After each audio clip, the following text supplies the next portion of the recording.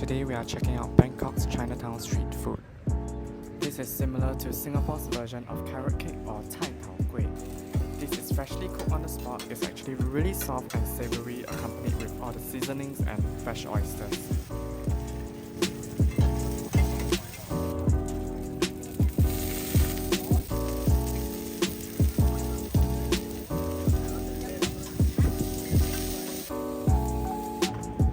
This pan-fried turnip with oysters is a must try. Up next, we found a Thai-style chwee kueh served with minced pork. The soft steamed chwee kueh is topped with savory meat and chili on the side. All this made a perfect combination, costing only 30 baht. Next, we walked past a pancake store and could not resist the aromatic smell of the hot pancakes being cooked on a hot plate. The pancake is done to perfection with slight crust, and the sweetness from the condensed milk and maple syrup is super addictive. And this whole entire cup cost us only 100 baht. Take a look, it's so cute.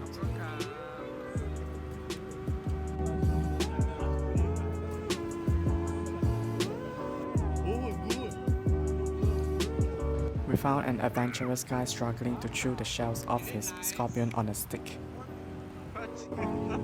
How's the texture and taste? Because I'm just eating shells. You haven't eaten the meaty part yet. We found multiple durian stores here where the storekeepers will select the best on the spot. They will cut it with a knife and pry it out with their hands before gently removing the durian flesh, packing it into a box for you to eat as you shop.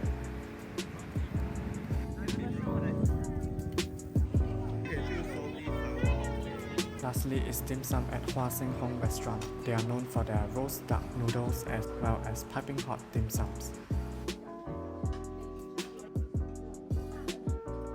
Thank you for watching. Do give a like, share and subscribe. See you guys later.